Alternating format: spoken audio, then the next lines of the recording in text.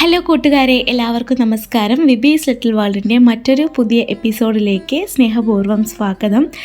ഇപ്പോൾ എന്നെ കുറച്ച് പേർക്കെങ്കിലും നമ്മുടെ ചാനൽ അറിയാം. അപ്പോൾ അതുകൊണ്ട് ഇതെന്താണ് പുതിയൊരു അന്തരീക്ഷം എന്ന് ചിന്തിക്കേണ്ട. അനിയൻ്റെ വീട്ടിലാണ്.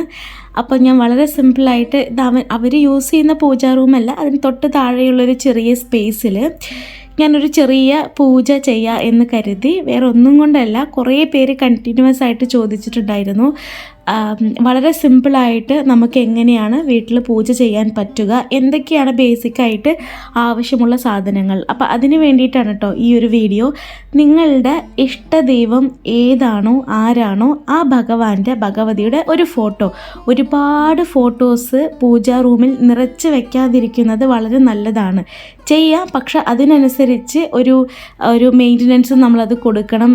എങ്കിൽ മാത്രമേ അത്രയും പൂജാ ഫോട്ടോസൊക്കെ വയ്ക്കുന്നത് കൊണ്ട് പ്രയോജനമുള്ളൂ. വൃത്തിയായി നമ്മൾ ഭഗവാന്റെ ഫോട്ടോസ് അല്ലെങ്കിൽ ഭഗവതിയുടെ ഫോട്ടോസ് വയ്ക്കുന്നത് കൊണ്ട് യാതൊരുവിധ പ്രശ്നവുമില്ല. പക്ഷെ അതിനനുസരിച്ച് ആഴ്ചയിൽ ഒരു ദിവസം നമ്മൾ ഫോട്ടോസൊക്കെ നല്ല വൃത്തിയുള്ള തുണിയിൽ തുടച്ചെടുക്കുന്നതൊക്കെ വളരെ അനിവാര്യമാണ്. നിങ്ങൾ വീഡിയോയിൽ കണ്ട പോലെ തന്നെ നിങ്ങളുടെ ഇഷ്ട ദൈവത്തിൻ്റെ ഒരു ഫോട്ടോ വെച്ചതിന് ശേഷം മഞ്ഞൾ കുങ്കുമം പൊട്ട് വയ്ക്കാനായിട്ട് നമ്മൾ സാധാരണ വിളക്ക് പൂജ ചെയ്യുമ്പോൾ ഭഗവാന് പൊട്ടൊക്കെ വെക്കണം കേട്ടോ. മഞ്ഞളും കുങ്കുമം ഞാൻ പനിനീരിലാണ് ചാലിച്ചിട്ടുള്ളത്. സാധാരണ വെള്ളം ഉപയോഗിച്ചാലും മതി. പിന്നെ തിരി, ചന്ദനത്തിരി, എണ്ണ എന്നീ വസ്തുക്കളാണ് ഏറ്റവും പ്രധാനമായിട്ടും ആവശ്യമുള്ളത്. ഇപ്പം വിളക്കുകൾ പലതരത്തിലുള്ള വിളക്കുകളുണ്ട്. ലക്ഷ്മി വിളക്കുകളുണ്ട്, സാധാരണ നിലവിളക്കുണ്ട്, അതേപോലെ തന്നെ കാമാക്ഷി വിളക്ക്, ഗജലക്ഷ്മി വിളക്ക്, അഷ്ടലക്ഷ്മി വിളക്ക്, അങ്ങനെ ഒരുപാട് വിളക്കുകളുണ്ട്. ഇപ്പോൾ അത്തരം വിളക്കുകൾ നമ്മുടെ കയ്യിലില്ലെങ്കിലും വളരെ സിമ്പിളായി സാധാരണ രീതിയിൽ നമുക്ക് ഭഗവാനെ തൊഴാൻ സാധിക്കും. വൃത്തിയുള്ളൊരു പരിസരവും ഭക്തിയുള്ളൊരു മനസ്സും മാത്രമേ ഭഗവാനെ തൊഴാനായിട്ടുള്ള ഏറ്റവും അടിസ്ഥാന ഘടകമെന്ന് ഞാൻ വിശ്വസിക്കുന്നു. അപ്പോൾ അതുകൊണ്ട് ബാക്കിയുള്ളതൊക്കെ ഞാനിപ്പോൾ ഇതിൽ കാണിച്ചിരിക്കുന്ന പോലെ വളരെ സിമ്പിളായിട്ട്. പിന്നെ വിളക്ക് വയ്ക്കുമ്പോൾ എപ്പോഴും തടിയിലൊരു തട്ട് വെച്ചിട്ട് അതിന് മുകളിൽ വിളക്ക് വയ്ക്കാൻ പ്രത്യേകം ശ്രദ്ധിക്കുക. പൂക്കൾ ഞാൻ എപ്പോഴും ഭഗവാന് വിളക്ക് വയ്ക്കുമ്പോൾ അല്പം പൂക്കൾ കൊണ്ട് അലങ്കരിക്കുന്നത് അതെനിക്ക് പേഴ്സണലി വളരെയധികം ഒരു സന്തോഷം നൽകുന്നു.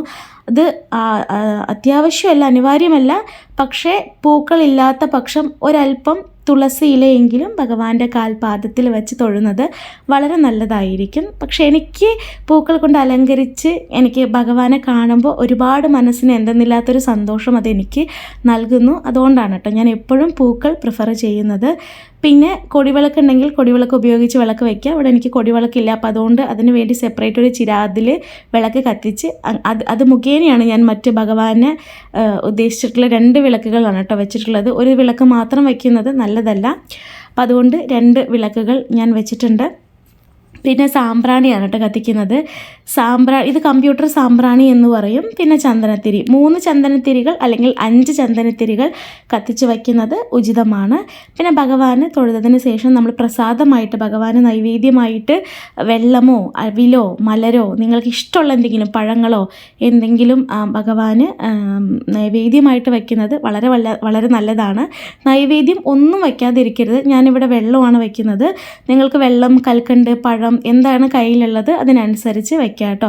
പിന്നെ അറിയാവുന്ന മന്ത്രങ്ങൾ ചൊല്ലുക. ആദ്യം ഗണപതിക്കുള്ള മന്ത്രം ചൊല്ലിക്കൊണ്ട് ആരംഭിക്കുക.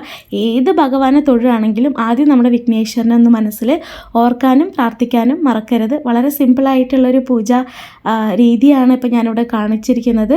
ഇനി വളരെ പ്രധാനപ്പെട്ടൊരു ഘടകം, പൂജാ റൂം അല്ലെങ്കിൽ ഭഗവാന്റെ ഫോട്ടോസൊക്കെ വീടിൻ്റെ ഏത് ഭാഗത്താണ് വയ്ക്കേണ്ടത് എന്നുള്ളതാണ്.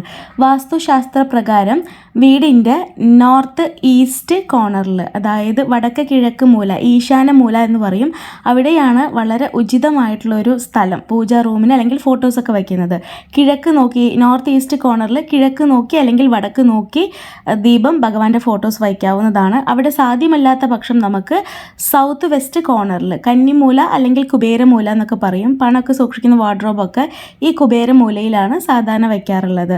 നോർത്ത് ഈസ്റ്റ് കോർണർ സാധ്യമല്ലാത്ത പക്ഷത്തിൽ സൗത്ത് വെസ്റ്റ് കോർണറിൽ വയ്ക്കാവുന്നതാണ്. ശ്രദ്ധിക്കേണ്ട മറ്റൊരു കാര്യം, പൂജാ റൂമിനോട് ചേർന്ന് പൂജാ റൂമിൻ്റെ തൊട്ട് ബാക്കിലായിട്ടോ ബാത്റൂമോ കക്കൂസോ എന്നിവയൊന്നും വരാൻ പാടില്ല.